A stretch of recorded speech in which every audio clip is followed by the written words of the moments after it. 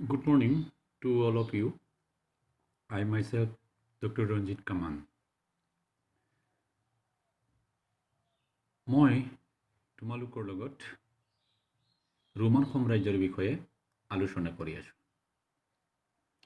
যোৱা ক্লাছত মই ৰোমান সাম্ৰাজ্যৰ পূব প্ৰান্তত থকা যিবিলাক আভিজাত্য শ্ৰেণীৰ মানুহ, এই মানুহবিলাকে গ্ৰীক ভাষা আৰু পশ্চিম ফালে থকা যিবিলাক সম্ভ্ৰান্ত শ্ৰেণীৰ মানুহ, এই মানুহবিলাকে লেটিন ভাষা ব্যৱহাৰ কৰিছিলে বুলি মই উল্লেখ কৰিছিলোঁ। In my last class, I mentioned that the upper classes of the Eastern Roman Empire spoke and wrote Greek language, and the West, the people, those who lived in the west of the Roman Empire, spoke and wrote Latin language.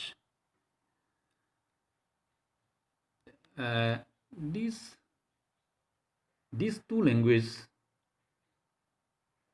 linguistic area were determined from middle of the Mediterranean.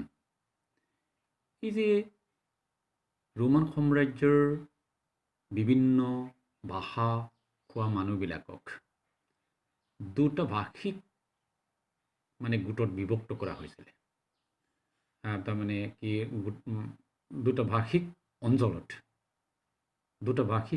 অঞ্চলত বিভক্ত কৰা হৈছিলে ভূমধ্য সাগৰৰ মাজভাগৰ পৰা।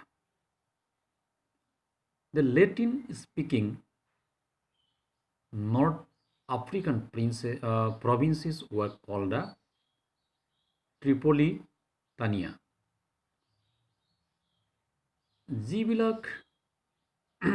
যিবিলাক মানুহে ৰোমান সাম্ৰাজ্যৰ যিবিলাক মানুহ উত্তৰ আফ্ৰিকাৰ প্ৰদেশবিলাকত বসবাস কৰিছিল আৰু তেওঁলোকে লেটিন ভাষা তেওঁলোকে ব্যৱহাৰ কৰিছিল। এই ভাষিক অঞ্চলটো ট্ৰিপলিটানিয়া বুলি কোৱা হৈছিলে। And the Greek speaking were called Cyrenaica. আৰু যিসকলে গ্ৰীক ভাষা ব্যৱহাৰ কৰিছিল, এই গ্ৰীক ভাষা ব্যৱহাৰ কৰা সকল অঞ্চলটোক চিৰানাইকা বুলি কোৱা হৈছিলে। All the subjects who lived in the empire were subject of a single ruler, regardless where they lived and what language they spoke. এই সমগ্ৰ বিভিন্ন ভাষা-ভাষী কোৱা যিবিলাক প্ৰজা আছিলে, তেওঁলোক যি ভাষাই নকওক, তেওঁলোকে য'তেই নাথাকক, এই সকলোবিলাক এটা আসন ব্যৱস্থাৰে একত্ৰিত কৰা হৈছিলে। যে তেওঁলোকে বিভিন্ন ভাষা ব্যৱহাৰ কৰিলেও বা বিভিন্ন ঠাইত ৰোমান সাম্ৰাজ্যৰ বিভিন্ন ঠাইত তেওঁলোকে বসবাস কৰিলেও তেওঁলোকক এটা আসন পদ্ধতিৰে কি কৰা হৈছিলে, একত্ৰিত কৰা হৈছিল। এতিয়া আমি আলোচনা কৰিম ৰোমান সাম্ৰাজ্যৰ প্ৰশাসনিক ব্যৱস্থা। এই বিশাল ৰোমান সাম্ৰাজ্যখন কেনেকা ধৰণে শাসন কৰা হৈছিল। How did the Roman Empire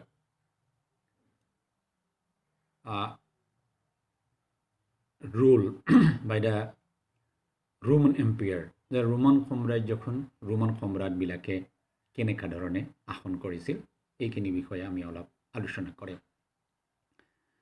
Augustus was the first emperor of the Roman Empire. Roman সাম্ৰাজ্যৰ প্ৰথমজন সম্ৰাট হৈছে Augustus. He established the regime in 27 BC. তেওঁ এই ৰোমান সাম্ৰাজ্যখন খ্ৰীষ্টপূৰ্ব 27 তেওঁ প্ৰতিষ্ঠা কৰিছিল। আৰু তেওঁ প্ৰতিষ্ঠা কৰা যিটো আসন ব্যৱস্থা, এইটোকে কি বুলি কোৱা হৈছিলে, প্ৰিন্সিপেট বুলি কোৱা হৈছিলে। Though he was sole ruler, only the source of authority, yet people was kept him alive. That he was actually the leading citizen, uh, princeps, princeps in Latin, not absolute ruler. যদিও তেওঁ মুখ্য, তেওঁই প্ৰধান ruler আছিলে, মুখ্য তেওঁই শাসক আছিলে আৰু সকলো ক্ষমতাৰ উৎস তেওঁই আছিলে, কিন্তু মানুহবিলাকে তেওঁক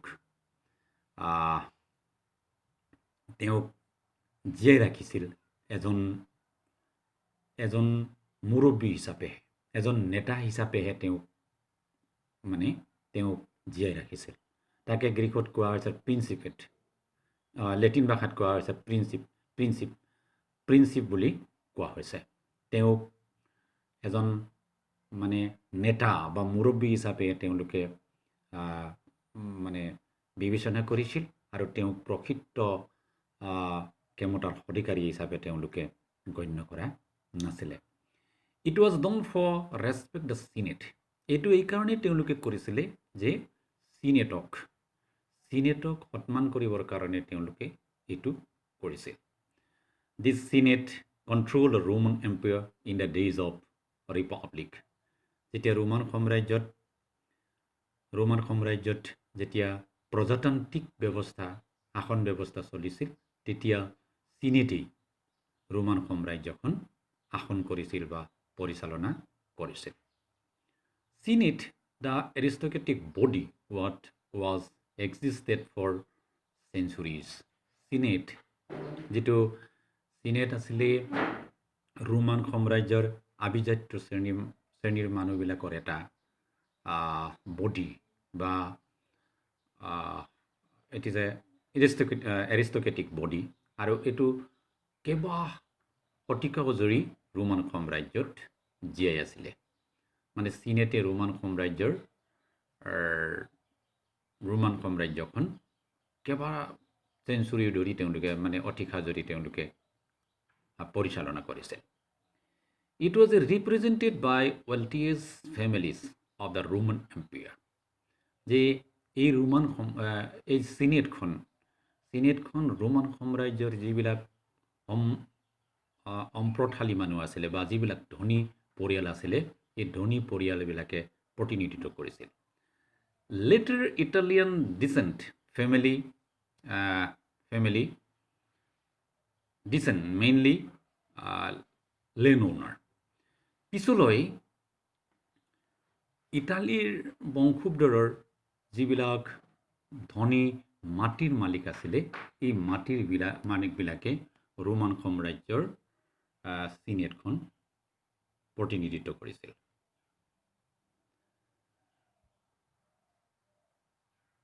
Most of the histories that survive in the Greek and Latin were written by people from the senatorial background. যিবিলাক ৰোমান সাম্ৰাজ্যৰ যিবিলাক বুৰঞ্জী ইতিহাস গ্ৰীক ভাষাত বা লেটিন ভাষাত লিখি পেলাই জীৱিত কৰিছিলে, যিবিলাক মানুহৰ দ্বাৰা লিখা হৈছিলে, এই মানুহবিলাকৰ বেকগ্ৰাউণ্ডটো আছিলে তেওঁলোক চিনেটৰিয়েল বা চিনেটৰ সদস্য আছিলে। এই বুৰঞ্জী লিখা গ্ৰীক আৰু লেটিন ভাষাত বুৰঞ্জী লিখা যিবিলাক জীয়াই আছিলে, এই বুৰঞ্জী লিখা মানুহবিলাক আছিলে চিনেটৰ সদস্য।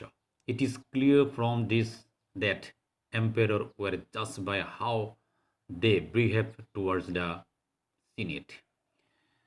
এজন ৰোমান সাম্ৰাজ্যৰ সম্ৰাট তেওঁ কেনেকুৱা আছিলে, তেওঁ ভাল নে বেয়া, এইটো জাজ কৰা হৈছিল, এইটো বিচাৰ কৰা হৈছিল তেওঁ কৰা চিনেটৰ ওপৰত, ব্যৱহাৰৰ ওপৰত ভিত্তি কৰি পেলাই। নেক্সট, যদি ৰোমান সাম্ৰাজ্য যদি চিনেটৰ ওপৰত ভাল ব্যৱহাৰ কৰিছিল, তেতিয়াহ'লে এই সাম্ৰাজ্য ভাল আছিলে।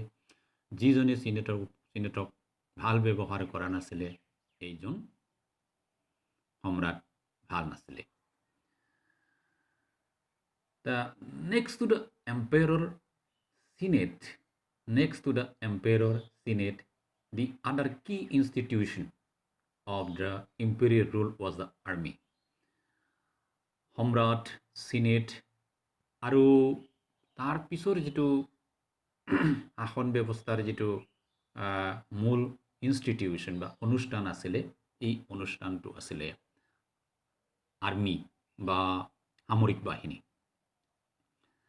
Unlike the army of its rival in the Persian Empire, which was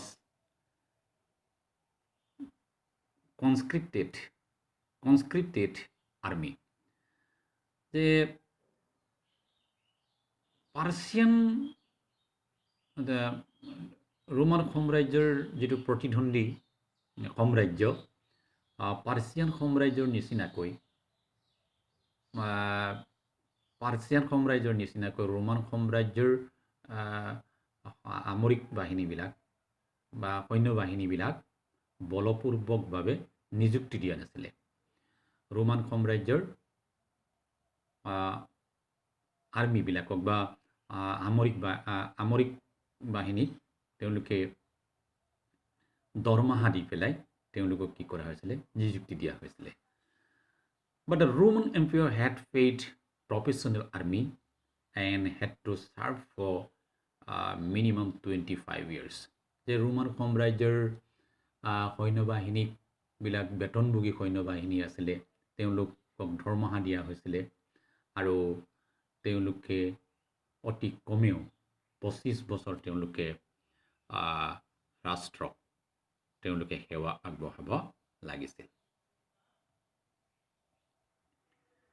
The army was the largest singular organization body and it certainly had the power to determine the fate of the emperor. যে Roman সাম্ৰাজ্যৰ সৈন্যবাহিনী এটা single এটাই সংগঠন আছিলে, এটা ডাঙৰ এটা সংগঠন আছিলে, যি সংগঠনে নিশ্চিতভাৱে তেওঁলোকে ক্ষমতা লাভ কৰিছিল বা তেওঁলোকৰ শক্তি আছিল যে ৰোমান সাম্ৰাজ্যৰ ভাগ্য নিৰূপণ কৰাৰ যিটো শক্তি বা ক্ষমতা, এই ক্ষমতাটো ৰোমান সাম্ৰাজ্যৰ এই বৃহৎ সৈন্যবাহিনী সংগঠনে লাভ কৰিছিল. The soldiers would constantly hesitate for better wages and service condition. যে ৰোমান সাম্ৰাজ্যৰ শাসক আৰু সৈন্যবাহিনীৰ মাজত অনবৰতে এটা মানে কাজিয়া চলে যায়. মানে সৈন্যবাহিনীবিলাকে অনবৰতে তেওঁলোকে আন্দোলন কৰিছিল, মানে উন্নত তেওঁলোকৰ মজুৰিৰ কাৰণে আৰু তেওঁলোকৰ কৰ্মস্থলী মানে কণ্ডিশ্যনটো অৱস্থাটো ভাল কৰিবৰ কাৰণে. Sometimes it took form of mutinies. কেতিয়াবা এই আন্দোলন গৈ পেলাই এটা বিদ্ৰোহলৈ কি হৈছিলে, ৰূপান্তৰিত হৈছিল. The Senate hated and feared the army because it was a source of unpredictable violence. সিনেটে সদায় সৈন্যবাহিনীবিলাকক ঘৃণা কৰিছিল আৰু ভয় কৰিছিল, কাৰণ এই ৰোমান সাম্ৰাজ্যত সংগঠিত হোৱা হিংসাত্মক কাৰ্যবিলাকত তাৰমানে আনপ্ৰেডিক্টেবল, যিটো মানে প্ৰেডিক্ট কৰিব নোৱাৰি বা যিটো ক'ব নোৱাৰাকৈ কৰা যিবিলাক মানে হিংসাৰ মূল উৎস আছিলে সৈন্যবাহিনী. এইকাৰণে সিনেটে তেওঁলোকৰ ঘৃণা আৰু অধাই ভয় কৰিছিল. To sum up, the emperor, the aristocracy and the army were the three main players of the political history of the empire. যে ৰোমান সাম্ৰাজ্যৰ তিনিটা মানে ৰোমান সাম্ৰাজ্যৰ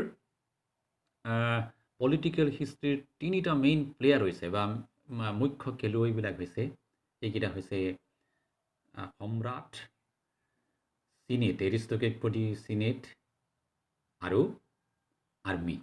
এইকেইটাই আছিলে ৰোমান সাম্ৰাজ্যৰ ৰাজনৈতিক বুৰঞ্জীত ইতিহাসত প্ৰশাসনৰ মুখ্য বা প্ৰধান খেলুৱৈ। The success of individual emperor depended on their control of the army. যে ৰোমান সাম্ৰাজ্যৰ সম্ৰাট এজন কিমান তেওঁ সফলতা লাভ কৰিছে এইটো নিৰ্ভৰ কৰিছিল তেওঁ কিমান ৰোমান সাম্ৰাজ্যৰ সৈন্যবাহিনীক তেওঁ কণ্ট্ৰোল কৰিব পাৰিছে বা তেওঁ পৰিচালনা কৰিব পাৰিছে। When the armies were divided, the result usually civil war.